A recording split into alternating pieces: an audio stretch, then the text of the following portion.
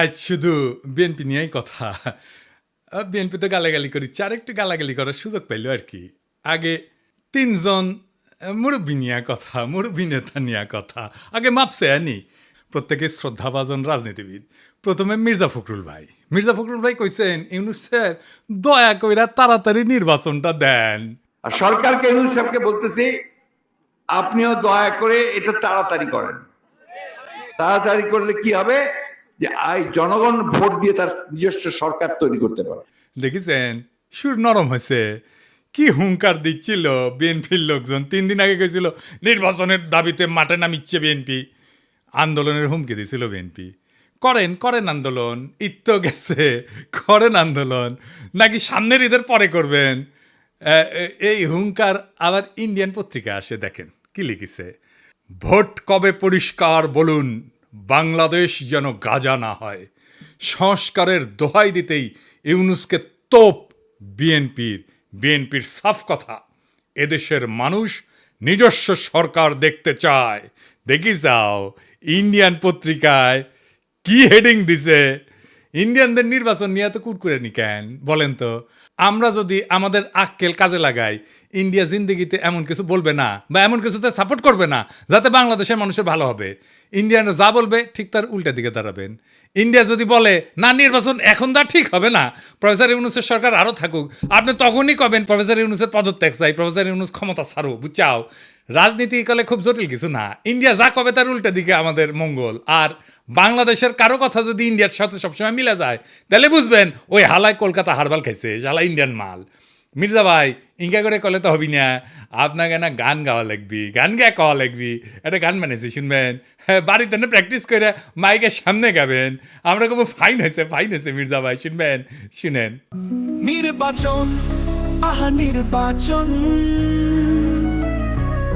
নির্বাচন চাই নির্বাচন, তা না হলে ইউনূস যাবে নির্বাসন। দিতে হবে নির্বাচন এই ডিসেম্বরে, তা না হলে আন্দোলন রাজপথে ঘরে ঘরে। আর নয় আন্দোলন রোজা ঈদের পরে, এবার হবে হবে ঠিক ডিসেম্বরে নির্বাচন, আহা নির্বাচন। এইবার আসেন দেখি বিএনপি কেমনে ইন্ডিয়ান পয়েন্ট ফেরি করে সেটাই না দেখি। বিএনপির রিকমেন্ডেশনে হওয়া পররাষ্ট্র উপদেষ্টা তহিদ সাহেব আর বিএনপি নেতার ছোট ভাই জসিম ইয়া ঢিসুম ঢিসুম ঢিসুম ডিসা আসা না, এই যে এডিটার সাহেব এটা দেখান না এই জসিমের ম্যাচ পিট মেলা দিন দেখি না, এটা দেখান না।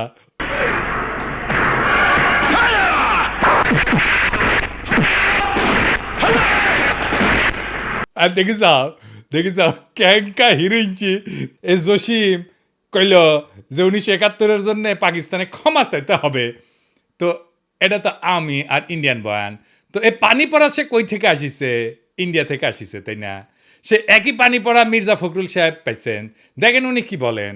পাকিস্তান সেনাবাহিনী সেই হত্যাযজ্ঞ করেছিল, তার জন্য আজ পর্যন্ত কিন্তু ক্ষমা চায় নাই। গণহত্যা করেছিল, লক্ষ লক্ষ মানুষকে হত্যা করেছিল, তার জন্য পাকিস্তান এখন পর্যন্ত কিন্তু বাংলাদেশের কাছে ক্ষমা প্রার্থনা করে নাই। উনি মনে করেন পাকিস্তান ক্ষমা চায় নাই, অথচ আমরা জানি তিনবার রাষ্ট্রীয়ভাবে পাকিস্তান ক্ষমা চেয়েছে। একবার মন্ত্রী পর্যায়ে, একবার প্রধানমন্ত্রী পর্যায়ে, আরেকবার রাষ্ট্রপতি পর্যায়ে। তো উনি তো বাংলাদেশ সরকারের মন্ত্রী ছিলেন, সে সময় ওনার মনে হয় নাই যে ওনার পাকিস্তান তো ক্ষমা চায় নাই। এখন কেন বলেন? কারণ ইন্ডিয়া বুঝেছে আমরা তোমার ক্ষমতা এনে দিচ্ছি, এমনি তো হবে না, খরচাপাতি আছে। আওয়ামী লীগ যে সার্ভিস দিত সেটা দাও। কি সার্ভিস? জাহাপনা। মির্জা ফখরুল কইছে পাকিস্তানকে বাম্বু দিবা, ইন্ডিয়া কইছে, তো উনি বাম্বু দিলেন। আচ্ছা এবার বলেন তো এই দল পাকিস্তানের সাথে স্বাভাবিক সম্পর্ক করতে পারবে? ইন্ডিয়া যে ফ্যাসিবাদ চালাইলো কোনোদিন কইছে বিএনপি ইন্ডিয়া ক্ষমা চাইতে? নাকি বলবে জিয়ারে তো খুন করেছে তাই না? এটা কোনোদিন বলিছে? বলে নাই। কিন্তু ইন্ডিয়া আমাদের বন্ধু দেশ বলতে বলতে মুখে ফেনা তুলে ফেলিছে। দেখেন, ভারত আমাদের প্রতিবেশী, সবচেয়ে বড় প্রতিবেশী, আমাদের বন্ধু। আমাদের যুদ্ধের সময় 1971 যুদ্ধের সময় আমাদের সহযোগিতা করেছিল। আমরা ভারতের কাছে সবসময় প্রত্যাশা করি যে ভারত বাংলাদেশের মানুষের পাশে দাঁড়াবে। যাই হোক মির্জা ভাই, আপনি তো বলেন মুক্তিযুদ্ধ করেছেন, এটি সেই সময়ের গল্প শুনবার চাই। মানে কোটি কোটি যুদ্ধ করেছেন, কোটি ট্রেনিং নিছেন, কারা কারা আপনার সহযোদ্ধা ছিল, কবে অস্ত্র জমা দিলেন, কি অস্ত্র ব্যবহার করেছেন, মানে হাউস আছে কেন পাকিস্তানের উপরে যেমন বিলা, আপনি তো মনে লয় যে সখানিক পাকিস্তানি আমি জয় বাংলা করেছেন, না গল্প করবেন হাউস আছে আমার কলে। চুপি চুপি কই মির্জা ভাই, আপনার উপরে না হেভি স্টাডি করেছি। কেন করেছি জানেন? আপনারা বোঝার জন্যে স্টাডি করে পেয়েছি কি জানেন, না খারাপ কিছু কমু না, আপনার লাইফ হিস্ট্রি কিন্তু ইন্টারেস্টিং। আপনি ঢাকা কলেজের ইকোনমিক্সের টিচার হিসেবে ক্যারিয়ার শুরু করেন, শিক্ষকতার ক্যারিয়ার, পরে ঠাকুরগাঁও কলেজে ইকোনমিক্সের অধ্যাপক ছিলেন, খুবই জনপ্রিয় টিচার ছিলেন, ছাত্ররা আপনার ক্লাস করার জন্য উন্মুখ হয়ে থাকতো, মার্শাল্লাহ। আবার অদ্ভুতভাবে আপনি বাংলাদেশ সরকারের পরিদর্শন এবং আয় ব্যয় পরীক্ষণ অধিদপ্তরের একজন অডিটর হিসেবে কাজ করেছেন এই প্রফেসর হওয়ার পরে। শিক্ষা বিভাগে আবার ডিজি আসিলেন। এমন সেলিব্রেটেড শিক্ষকের জীবন চাইরা অডিটর কেন হইলেন, এটা মিলাইতে পারি নাই। তাই আপনার জীবনের গল্প আপনার কাছ থেকে শোনার ইচ্ছা থাকলো, আমার ক্ষুদ্র ভ্রাতার ভগিনীরা আপনাদের কয়ে রাখি, কারো সম্পর্কে জানতে হইলে এভাবে ডিক করবেন, খুঁড়বেন, তারপরে তাই আপনি ভালো তার ডিল করতে পারবেন। যাই হোক, এবার আরেক বিএনপির সিনিয়র নেতারে নিয়ে আলাপ করি, হ্যাঁ, আমির খসরু মাহমুদ। যেই সরকার জনগণের ভোটে নির্বাচিত হবে তারা জনগণের কাছে দায়বদ্ধ থাকবে, জবাবদিহি থাকবে, সেটা যেই সরকারই হোক। কোনো মহামানবকে বাংলাদেশের দায়িত্ব দেওয়ার জন্য বাংলাদেশের মানুষ নির্বাচনে, এই বাংলাদেশের মানুষ আন্দোলন সংগ্রাম করে নাই, ত্যাগ স্বীকার করে নাই। আর কোনো মহামানব কোনো দেশের গণতন্ত্রের সমাধান দেবে, তার জন্য বাংলাদেশের জনগণকে অপেক্ষা করতে হবে, এটা বিশ্বাস করার কোনো কারণ নেই। আমির খসরু ভাই উনি কইছেন, নির্বাচিত সরকার জবাবদিহি করবে জনগণের কাছে, কোনো মহামানবকে ক্ষমতায় বসানোর জন্য বাংলাদেশের মানুষ আন্দোলন সংগ্রাম করে নাই, ত্যাগ স্বীকার করে নাই। উনি ত্যাগ স্বীকার করেছেন, ওটা ত্যাগ স্বীকারটা এটা দেখে আসেন। হ্যাঁ, আমির খসরু ভাই, আপনি তো ডিসেন্ট মানুষ, আশা করি আপনি ক্ষমতায় গেলে তো বটেই, ক্ষমতায় যাওয়ার আগেও জবাবদিহিতা করবেন, তাই না? আচ্ছা আমির খসরু ভাই, এই যে হোটেল সেরিনা আপনার ছিল তো না? এখন আপনি কইবেন যে আমি মালিকানা ছেড়ে দিছি, কথা সত্য মানলাম, আপনি মালিকানা ছেড়ে দিচ্ছেন। কয়টা জিনিস বলেন তো, যে জমিটা যার উপরে দাঁড়িয়ে আছে হোটেল সেরিনা, এটা তো চট্টগ্রাম স্টক এক্সচেঞ্জের জমি, তাই না? ওই সময় আপনি চট্টগ্রাম স্টক এক্সচেঞ্জের চেয়ারম্যান ছিলেন, তাই না? তো কি কি হয়েছিল আমি বলি খুশি ভাই, কিছু মনে করেন না, আমার কনফিউশন হয়েছে, কনফিউশন দূর করে দাও আপনার দায়িত্ব। আপনি বিএনপির অতি গুরুত্বপূর্ণ নেতা, আপনি জবাবদিহিতার কথা বলেন, আপনার দলের হাতে রাষ্ট্রের দায়িত্ব যাবেন, আসেন কি কি হয়েছিল দেখি, কোথাও ভুল হইলে ধরে দেন, তাই না? মানুষের ভুল বোঝা ঠিক না আপনারে, তাই না? 1995 থেকে 2001 সাল আপনি তখন, এটা আওয়ামী লীগের আমল, আপনি তখন চট্টগ্রাম স্টক এক্সচেঞ্জের চেয়ারম্যান ছিলেন। এই সময় রাজুক থেকে ঢাকার Banani road number 17 plot number 27 Chittagong stock এক্সচেঞ্জের টাওয়ার নির্মাণের জন্য কেনা হয়, মাশাআল্লাহ। কিন্তু সমস্যাটা হইতেছে, ভবিষ্যতে এই জমি আপনার ব্যক্তিগত মালিকানায় পরিণত হবে। কেমনে হবে, এটা বিশাল স্টাডির ব্যাপার, মেলা সময় লাগিছে কলে, এমন কঠিনভাবে এটা খাইছেন আপনি, মাশাআল্লাহ, জটিলভাবে খাইছেন কলে আপনি। এটা আপনার আমার স্যালুট জানানো লাগে। যদি এরকম জমি জমার লোভ টোপ থাকলে হইনি না আমি গেল আপনার ছাত্র হইলাম নি। কি চমৎকারভাবে যে আপনি খাইছেন এটা। তো জমিটা পাইছেন, রেজিস্ট্রেশন হয়নি এখনো রাজুক থেকে। তো 25শে সেপ্টেম্বর 1999 সালে 74তম বোর্ড মিটিংয়ে চট্টগ্রাম স্টক এক্সচেঞ্জে সিদ্ধান্ত হয় যে প্লটটা ডেভেলপারকে দেবেন। ডেভেলপারটা ঠিক করে ফেলেন, আপনার নাম হচ্ছে গোলাম সারোয়ার। মুশকিলটা হইতেছে উনি আপনার ভগ্নিপতি। তখন প্লটের রেজিস্ট্রেশনই হয় না। রেজিস্ট্রেশন হওয়ার আগে আইনত আপনি ডেভেলপার নিয়োগ দিতেই পারেন না। আপনি ডেভেলপারকে নিয়োগ দেন ওই মিটিংয়েই, এটা একটা প্রক্রিয়ার লঙ্ঘন, কারণ এটা তো আপনার ব্যক্তিগত প্রতিষ্ঠান না। 19 জানুয়ারি 2000 সালে রাজুকের সাথে রেজিস্ট্রেশন হয় আপনার চট্টগ্রাম স্টক এক্সচেঞ্জের।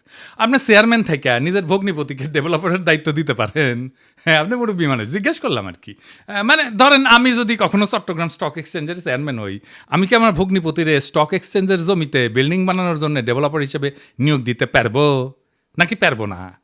এটা কয়া দিলেন আর কি, এনে শুনলাম মুরব্বী মানুষ না। আচ্ছা, এইবার 15 নভেম্বর 1999 75তম বোর্ড মিটিং, মানে একটা পরেই আর কি, এখানে সিদ্ধান্ত হয় যে গোলাম সারোয়ারের সঙ্গে চুক্তি হবে যে চট্টগ্রাম স্টক এক্সচেঞ্জকে উনি বেসমেন্ট এবং 5টা ফ্লোর দেবেন, মানে 6টা আর কি। ভালো কথা, এই 5টা ফ্লোরের কথা মনে রাখেন, বেসমেন্ট সারা 5টা। হ্যাঁ, এরপর 13 ফেব্রুয়ারি 2000 সালে চট্টগ্রাম স্টক এক্সচেঞ্জের বোর্ডকে পাশ কাটায় স্টক এক্সচেঞ্জের সিইও ওয়ালিউল মারুফ মার্টিন এবং গোলাম সারোয়ার আপনার ভগ্নিপতি, এই দুইজনের মধ্যে একটা আনরেজিস্টার্ড চুক্তি হয় যে চুক্তি কখনো রেজিস্ট্রেশন হয়নি। আপনি আগে বোর্ডের মিটিংয়ে ডিসিশন নিয়েছিলেন 5টা দিবেন ফ্লোর, এইখানে আপনি লিখলেন 4টা ফ্লোর দিবেন, এটা কমে গেল আর কি। এইটা অবৈধ চুক্তি এবং জালিয়াতিপূর্ণ চুক্তি। এইখানে পেনাল কোড 467, 468 এবং 471 ধারা লঙ্ঘন হয়েছে, হ্যাঁ আইনের ভাষায় কইলাম আর কি। তো 74 এবং 75তম বোর্ড মিটিংয়ে গোলাম সারোয়ারকে ব্যক্তিগতভাবে ডেভেলপার হিসেবে নিয়োগের আলোচনা হয়, কিন্তু সিইও যে সিগনেচারটা করলো না যে 4টা মিটিংয়ে, ওইখানে হোটেল সারেনার মালিক হিসাবে তার সাথে এগ্রিমেন্টটা হইল। সারেনাকে তখন হয়নি যখন আপনি বোর্ড মিটিং করেছেন, বুঝছা? তো এই সিইও ওয়ালিউল মারুফ মার্টিন সে বোর্ড মিটিং উপেক্ষা করে সারিনার সাথে একটা চুক্তি করলো। সে কি পারে? হ্যাঁ পারে না, তাই না? যাই হোক, স্টক এক্সচেঞ্জের তরফ থেকে আনুষ্ঠানিক বা বৈধভাবে সারিনাকে কোনো দায়িত্ব দেওয়া হয়নি, তাই না? হ্যাঁ, বোর্ডকে পাশ কাটায় যে আপনি সারিনাকে দায়িত্ব দিলেন, এটা আপনি পারেন না। এরপর 23শে মে 2000 সালে গোলাম সারোয়ার মানে আপনার ভগ্নিপতিরে একটা পাওয়ার অফ অ্যাটর্নি দেওয়া হয় যাতে জমি বন্ধক দেওয়া, আর্থিক ক্ষমতা দেওয়া হয়, কিন্তু ওইটাতে আবার কোনো ফ্লোর বন্টনের উল্লেখ নাই। এই চুক্তিতে বোর্ড অনুমোদনেরও উল্লেখ নাই। 10ই জুলাই 2000 সালে আপনি এবং বাবি আপনার স্ত্রী সারিনার 50% শেয়ারের মালিক হয়ে যান, কিনে নেন আর কি। কি টাকা দিচ্ছেন কে জানে। হ্যাঁ, ভগ্নিপতিকে রাস্তা তৈরি করে দিচ্ছেন, এখন নিলেন শেয়ার। 2010 পর্যন্ত হোটেলের মালিকানা ছিল আপনার। এইভাবে প্রাতিষ্ঠানিক সম্পদকে পারিবারিক ব্যবসায় রূপান্তর করে ফেললেন। এটা একটা জ্ঞাত ষড়যন্ত্র, ইংরেজিত কয় ক্রিমিনাল কনস্পিরেসি। ইংরেজিত যেহেতু কইছে ঠিকই কইছে। হ্যাঁ, 20শে নভেম্বর 2004 সাল রেজিস্ট্রেশন হয় জমিটার গোলাম সারোয়ারের নামে। অদ্ভুত ব্যাপার। তবে দলিলে সম্পূর্ণ ভবনের উল্লেখ নাই, দামে ব্যাপক গড়মিল দেখানো হয়, এটি সরকারকে রাজস্ব ফাঁকি দেওয়া হয়। দলিলে প্রকৃত দাম না দেখানো পেনাল কোডের 420 সিটিং এই ধারার আওতায় পড়ে। এইবার ভবন নির্মিত হয় আলহামদুলিল্লাহ। জিলাপি টিলাপি খাওয়া হয়, বিলার টিলার দেওয়া হয়। ভবনের অনুমোদন ছিল কত? 15 তলার। আপনি ভবনটা বাড়াইছেন কত? 20 তলা, 5 তলা এক্সট্রা। 12 হাত কাকুরের 13 হাত বেশি দেখেছি না, সেরকম 15 তলা অনুমোদিত বিল্ডিংয়ের 20 তলা হয়ে যাওয়া দেখলাম আমরা। এটা রাজুকের নিয়ম ভঙ্গ কইরা অবৈধ নির্মাণ, নগর উন্নয়ন আইনের গুরুতর লঙ্ঘন।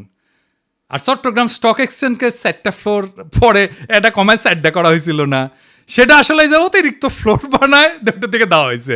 মানে মাছের তেলে মাছ ভাজিছেন, পুরা বিল্ডিং আর জমিন মালিক হয়ে গেছে আমির খুরশি মাহমুদের পরিবার।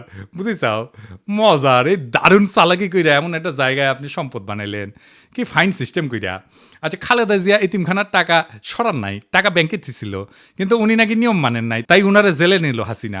আপনার নামে কেন কোনো মামলা হইল না? আপনি তো বলেন আপনার মালিকানা নাই। মালিকানা ছিল তো ওই সময়, এক সময়, তাই না? ওই মালিকানার কি আপনি নিতে পারেন? আপনি ডিউ ডিলিজেন্স করেছিলেন? করেন নাই। আপনি জানতেন না 15 তলার পারমিশন নিয়ে 20 তলা বানানো হয়েছে? হ্যাঁ, তাও তো শেয়ার কিনেছেন। আপনার তো ডিউ ডিলিজেন্সই ধরা পড়ে যাওয়ার কথা। এই সারিনাতেই তো আপনি আবার ফার্মের বাসায় দান্দিক বোকা চোদাদের নিয়ে মিটিং করেন, কমিউনিস্টদের নিয়ে। ইনভেস্টমেন্ট সামিটের টাইমেও মিটিং করেছিলেন। আপনার কি প্রফেসর ইউনুসকে জবাবদিহিতার কথা বলা মানায়? আমি খুশি ভাই। হ্যাঁ, আগে দেখতাম মানুষ রাজনীতি করতে এসে গরিব হয়, বাংলাদেশে দেখতেছিস খালি সবাই বড় লোক হয়, বড় লোক হয়, বড় লোক হয়, টেকায় খালি টেকা। আমির খুশি ভাই, এটাই সমস্যা কি? সমস্যা হচ্ছে টেকা কামানোর জন্য রাজনীতি যদি কেউ করে, তার মাথার তো খালি টেকা আর ধান্দা ঘুরবি। রাষ্ট্র তো একটা হিউজ রিসোর্স, তাই না? ওই রিসোর্সের মালিকানা নেওয়াটাই কি রাজনীতি? আপনি তো রিক্সাওয়ালা, ঠেলাওয়ালা, গার্মেন্টস শ্রমিক, বাস শ্রমিক, কৃষক, ক্ষেতমজুর, ক্ষুদ্র ব্যবসায়ীর কথা ভাবতে পারবেন না। দল মুরুক্ষ সদাদের পাবেন, আইসা গালাগালি করবে। শীর্ষ নেতারা মেদিনীপুরের ভাষায় কথা বলবে, আর মুরুক্ষ সদাদের আইসা আমার মালওয়ান করবে, গালি দিবে। সব আর্কাইভ করা আছে। ইলেকশনের আগে গালির কোলাস কইরা কোন নেতার সাথে ওই মুরুক্ষ সদা ছবি তুলিছে, সেগুলো দিয়ে এপিসোড বানাবনি। মিলিয়ন মিলিয়ন দেখে দেখবি, ফ্রি ক্যাম্পেইনে করে দিব। আমি কিছু ভাই, আমি তো আমার শেষ হয়নি কথা। এটা কেস স্টাডি লিখেছি আপনার সারিনা কেলেঙ্কারি নিয়া। এই কিচ্ছা একাডেমিয়াতে ঢুকাই দেবো, খালি আওয়াজ দিচ্ছি না, আমার কথাবার্তা হয়ে গেছে কলে ফাইনাল। কেস স্টাডির নাম দিচ্ছি কি জানেন? The hotel Sarina controversy, conflict of interest and abuse of power in Bangladesh. এটা মেলা জায়গাত পড়ানো হবি, এটা কর্পোরেট গভর্নেন্সে পড়ানো হবি, কনফ্লিক্ট অফ ইন্টারেস্টে পড়ানো হবি, ম্যানেজমেন্টে পড়ানো হবি, পলিটিক্যাল সায়েন্সে পড়ানো হবি। কোনটি না, কতগুলো জায়গায়। আর দিন সাথে যাবি ফাইনাল করার জন্যে, আপনি বিখ্যাত হয়ে যাবেন। কইছিলাম না আমাকে লেরো না। হ্যাঁ, কাকে লেরতে কাকে লেরে ফেলেছেন এবার মির্জা আব্বাস ভাই। মির্জা আব্বাসের ভাবিছিলাম কিছু কমু না, এরে ওরে দিয়া মেসেজ পাঠায়, আমি যেন আর কিছু না কই, আমি যেন তারা না ধরি। আবার নিজে তার দলের কর্মীদের লালায় দেয়, কয় নাকি সোজা হয়ে যাব। শুনেন। আপনার ফেসবুক চালান নাকি? চালান? জবাব দেন না কেন? জবাব নাকি ফেসবুকের মধ্যে উল্টাপাল্টা কথা রাখে, জবাব দিয়ে দিয়ে এগুলা সোজা হয়ে যাবে। মিথ্যা কথা বলবেন, অপপ্রচার করবেন, অপকথা বলবেন, কথা বলবেন, কুকথা বলবেন, একটা মানসিক চরিত্র হরণ করবেন, এগুলো কি ভাই? আমরা রাজনীতি ছেড়ে দেবো, আপনারা একটু দেশে আসেন। আপনাদের অনেক জ্ঞান, আপনাদের অনেক বুদ্ধি, আপনাদের জ্ঞান বুদ্ধি আমাদের অনেক প্রয়োজন। আপনারা দয়া করে দেশে আসেন, বুদ্ধি দেন, কথা বলেন, কাজ করেন, মেনে নেব। আমরা রাজনীতি করবো না, আপনারা আসেন না। দেশে আসেন, দেশে আসেন, এই কথাটা আপনার দলের ভারপ্রাপ্ত চেয়ারপারসনরা কইতে পারেন না? আমি কি দেশে গেলে আমরা প্রাইম মিনিস্টার বানাবেন? ভারপ্রাপ্ত চেয়ারম্যানরা তো প্রাইম মিনিস্টার বানাবেন, আমারও তো বানাবেন না। দেশে আমারে ডাকেন কেন? উনারে ডাকেন। কয়দিন আগে কইছিল না সংস্কার করলে ছুঁড়ে ফেলে দিবি, আবার কি কইছে? আমি কখনো কই নাই। 2 দিনে কথা ঘুরে ফেলছে। কে সোজা হয়ে যায় দেখি চাও কে সোজা হয়? হ্যাঁ, দেশে দাগ ইচ্ছে যে ভাবিচ্ছে যে দেশে গেলে দাবরানি দিবি, আমার দাবরানি কেমনে দিবি জানেন? এই যে তার দলের নেতা স্কুল শিক্ষকের কলজা টেনে ছিঁড়ে ফেলাতে চায়, দেখি চাও। টানি ছিঁড়ি ফেলবো, একবারে টানি ছিঁড়ি ফেলবো তোমার। সেনো তুমি, সেনো চলো, তোমার খারাপ খুব আমাদের একবারে নিশ্চিন্ন করে দিব তোমার। কি কথা বলো তুমি? সেনো বিবি